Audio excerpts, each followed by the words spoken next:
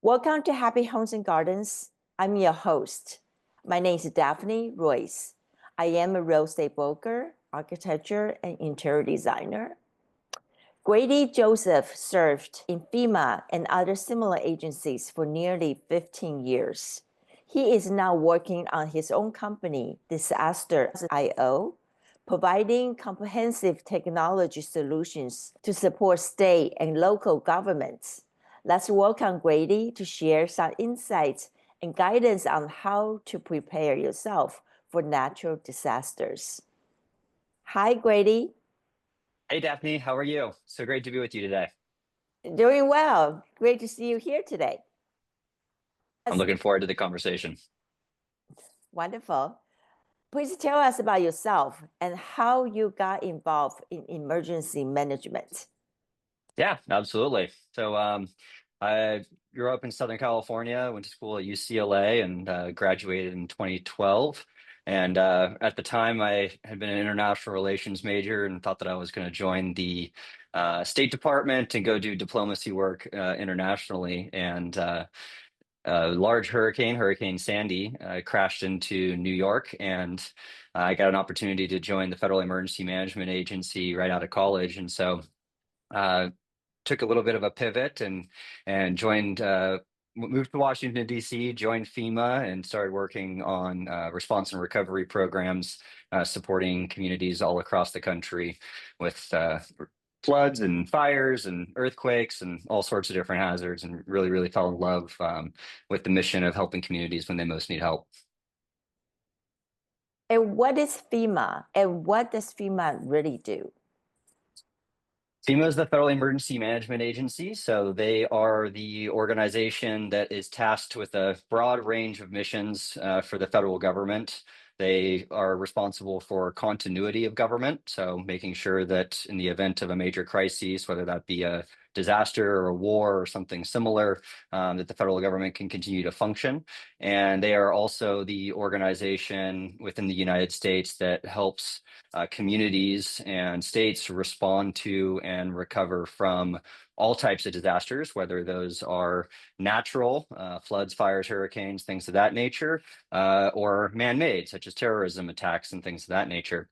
And so FEMA, really is a coordinating organization. Their role is to bring all of the major aspects of the United States government to bear to support communities. So that could be things like activating urban search and rescue teams to help look for and search for survivors of disasters. That could be bringing in the U.S. Army Corps of Engineers to help remove debris and to stabilize communities with efforts like what's happening in LA right now. The U.S. Army Corps of Engineers is conducting the debris removal operation there. Um, but the FEMA's biggest job, the biggest thing that they do from a budgetary perspective, is provide grants to individuals and to state and local governments to cover the costs of recovery operations and response operations after a disaster. And so those are both things like, helping pay for the firefighters that were fighting the fires down in LA, and the, massive amount of resources that it took to contain those fires, as well as rebuilding, roads, bridges, and schools and things of that nature after a disaster. But that funding aspect is about 75% of their budget. So that's primarily what they do. And I think people often get a little bit confused and think that FEMA's out there kind of actively coordinating a response or really doing a lot of on the ground work. But that's really not FEMA's role. That's really the responsibility of the state and local governments to do the direct action to actually rebuild those roads, rebuild those communities. FEMA functionally just pays for it. And even from an urban search and rescue perspective, you'll see FEMA activated in urban search and rescue.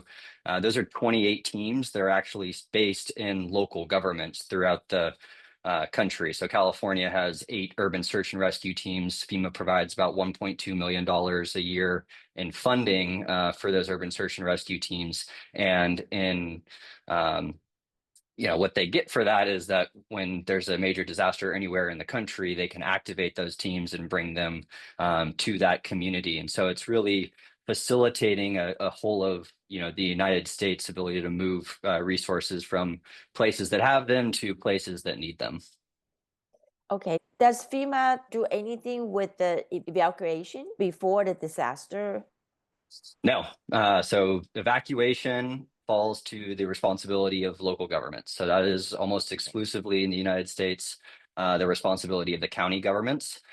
Different states do it a little bit differently, but in California, for instance, the county sheriff's department has the sole responsibility for issuing evacuation warnings and notices, and they work closely with other first responders, such as the firefighters, to make the decisions about who to evacuate, when to evacuate them.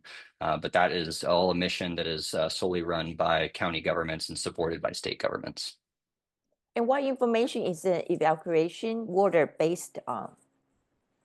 It can be a multitude of things. It really depends on the threat and the hazard. So we're familiar with wildfires here in California. And so when you're thinking about an evacuation, you're looking at where the fire is, which way the winds are spreading, what the forecast looks like. So what the topography is. So is there a valley that fire is going to come down into? And we've got, in the case of Los Angeles, 100-mile-an-hour winds that are pushing that, directly to the ocean. And so it really is a dynamic situation, based on the particular hazard at the time, but they're working closely, generally speaking. These are weather-driven events. So working closely with the National Weather Service to understand what the likely implications are, what that forecast calls for. With a fire situation, also depends on what type of containment measures the incident commander is putting down. So do they have large air tankers that are dropping that red, pink retardant on the ground, bulldozers and hand crews trying to work to contain that fire? So they're going to take a lot of that information into account and make a decision. Oftentimes, you want to err on the side of safety and caution. So evacuating people early so that we don't have situations, where roads are overly congested. Really want to make sure that you're thinking through where folks are, where that hazard is, and can that road network even support a mass evacuation of everybody, or do you have to do that in a phased approach, so that you don't have kind of mass pileups, right, and traffic jams that prevent people from getting in. I think people probably saw the pictures in Los Angeles where they pulled the trigger on a bunch of different evacuation zones at once, and folks got into a traffic jam and had to actually abandon their vehicles and kind of run for their lives, unfortunately. And that's just the simple fact of you have lots of people and roads that aren't necessarily wide enough to accommodate everybody that needs to get out in that quickly of a manner. So it's really complex, but our first responders in California are really good at making those decisions and saving lives through that process. So it's really, all disaster responses are, really a whole of government effort. So you've got everybody from police and fire on the front lines. You've got the public works department, right, responsible for roads and traffic flow.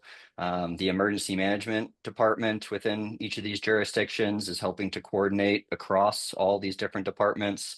When you evacuate a large number of people, you also have to set up shelters, and so you have places for folks to go.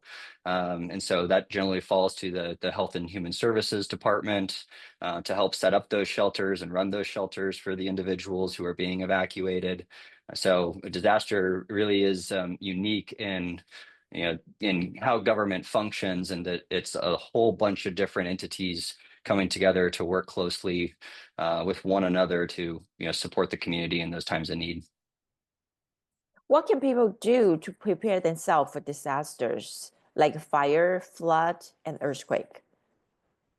Absolutely. So the most important thing is to take steps to prepare your property so that it can be safe in the event of a disaster. I think we've had a big focus in California over the last 10 years or so, and getting quite aggressive in the last few years around clearing all the brush and combustible materials away from your home. So you'll see CAL FIRE and the different fire agencies talking about zone 0, and that's really that 5-foot space between your home and the perimeter, making sure that there's nothing that can catch on fire in those particular areas.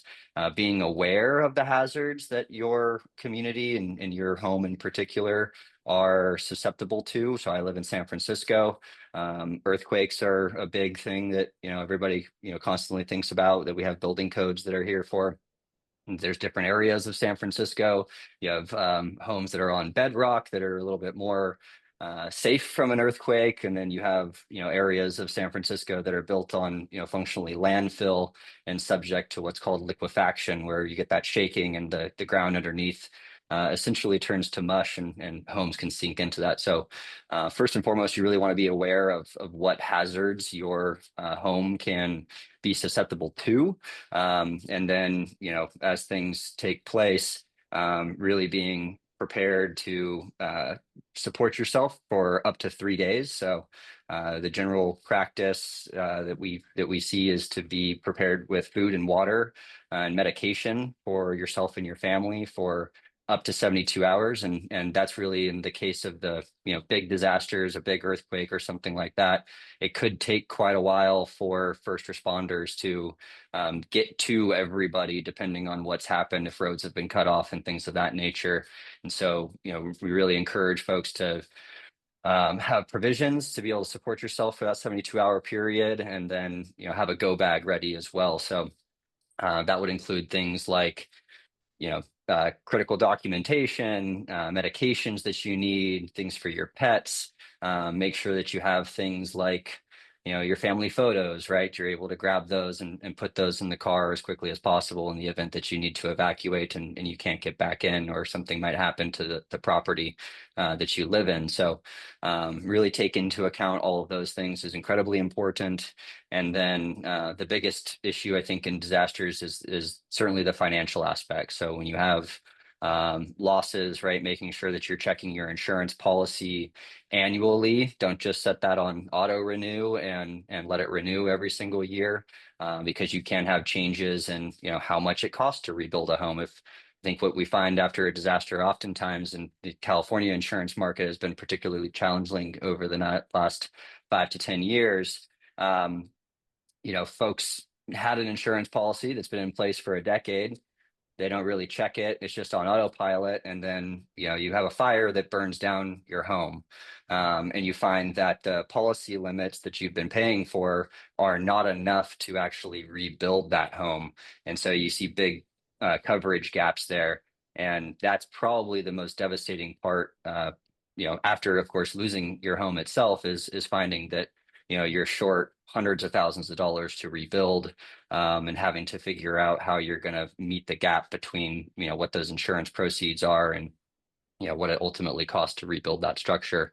And so really staying on top of that and keeping a close eye on that is really important. And then for folks who are able to, right, having an emergency fund, that's really important. But the majority of the country, unfortunately, does not have the luxury of having that emergency fund at their disposal. And so there are organizations like the Red Cross and FEMA is one of them as well, who can come in and provide loans or grants to be able to help people cover some of those immediate needs costs. Go back might be a little bit different. Everyone has so many electronic devices, electronic cars, and most of the time during the disasters, there are no electricities. Do you have a recommendation where people should go? How do they find place to go? And how do they connect with their families? Yeah, definitely. So we have a different approaches in my own household about this. I'm work in the space, and so I always make sure to keep my phone charged and an extra battery that's there to make sure that I can keep my device charged. I also use Google Maps or Apple Maps. You can actually download offline maps. So that if there's interruptions to cellular connectivity or things like that, you can still access GPS and things of that nature. And so I think some of those preparatory steps with your own devices are always important. I have an electric vehicle myself, and so make sure that every night it gets charged up to 90%, and that's always there. So we try to keep it topped off at all times so that we've got enough range to be able to get out of an evacuation zone or a situation that might be a little bit tricky, so that we're not finding ourselves having to charge before we evacuate. So certainly, good practices there. If you've got an internal combustion vehicle, make sure, try to always keep at least a half tank of gas in your car. When big disasters happen, you can have pretty significant impacts to the fuel infrastructure as well. So the pipelines that bring gas and move gas around the state of California can definitely get interrupted. And so, keeping your tank topped off, whether it's a battery or full of gasoline, is super important to make sure that you've got enough distance to be able to get out of the dangerous situation and to safety. All the local schools, libraries are good place for people to go. Any suggestions? Yeah, absolutely. So, schools are often set up as a place of refuge, as a shelter location. So, um, those are generally pretty strong structures that are resilient to all sorts of disasters.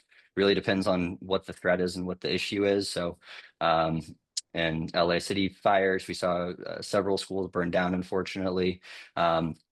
But your county will actually pre-designate shelter locations. That's part of the planning that every county government's required to do. So certainly encourage you to check out the website for the emergency management organization for your county and see where those pre-positioned shelter locations are, to be familiar with that, so that you know kind of where within your neighborhood or close to your neighborhood is either a temporary evacuation point or a long-term congregate shelter. Very important to have that situational awareness. And your company, Disaster.io, has solutions to assist with the government agencies. How does Mhm. your technology work? Yeah, so we are a technology platform that integrates a lot of different data sources, from traffic and road networks to weather systems, to really give situational awareness to state and local governments so that they can understand the threats that's coming, whether that be fire or floods and hurricanes, tornadoes, things of that nature. So one aspect is understanding kind of what's coming your way, and then what we've really built out and focused on, which is different than the other competitors in the market, is the rapid recovery aspect of things. So we've got mobile applications, and we can bring in satellite imagery from drones to understand really what's been damaged from an infrastructure level. So what roads have been damaged, bridges, wastewater treatment plants, water treatment plants, all the kind of critical services that you need for a community to function. And we use artificial intelligence to rapidly identify what's been damaged and then create a triage structure. So what order should things be repaired or replaced in? And then we also support the funding aspect. So we help those local governments apply for that FEMA funding, get that money, and then ultimately either bring in contractors to do that rebuilding or use their own forces to do that rebuilding work. So our thesis is resilient communities are communities that can rapidly recover from any type of disaster. We're really, unfortunately, we live in a beautiful state with a lot of nature, and because of that, we're susceptible to the forces of Mother Nature. And so it's really not a matter of if, it's a matter of when. And the more quickly communities can snap back from the devastating impacts of disasters, the more resilient we'll be as a country. Is your company also support in California or rest of the country? We started in California, but we are doing some work in Hawaii, and we're expanding nationally to Florida and Texas later this year. Wonderful. Are our local government agencies equipped with the modern technology that can deal with the next big disaster? It really ranges pretty widely. So we've got 58 counties in California, and those range from Los Angeles County with 10 million people to Alpine County with about 2,000 people. And so there's a big variety of capabilities within that. Um, And so, really the thesis why we started Disasters.io was to provide, better technology to help local governments manage the impacts of disaster. I served as the assistant director for recovery operations at the California Governor's Office of Emergency Services after my time at FEMA. And really what we found was that there were not good solutions for integrating all the data that we needed to be able to make rapid decisions. Didn't have the cutting edge artificial intelligence to do the remote sensing and understand what had been impacted rapidly after a disaster and be able to make those critical early decisions that set you up for a swift recovery. And so, we're really trying to help local governments fill that gap there and do it in a way that's affordable and works for them. So some of them do, some of them don't. There's definitely big gaps in, what all the communities have and what they could be doing to be able to better serve their citizens in the event of a disaster. How do local governments notify their people? Yeah, so there's a couple different ways. So almost, most communities have a 311, so you can sign up for text alert notifications.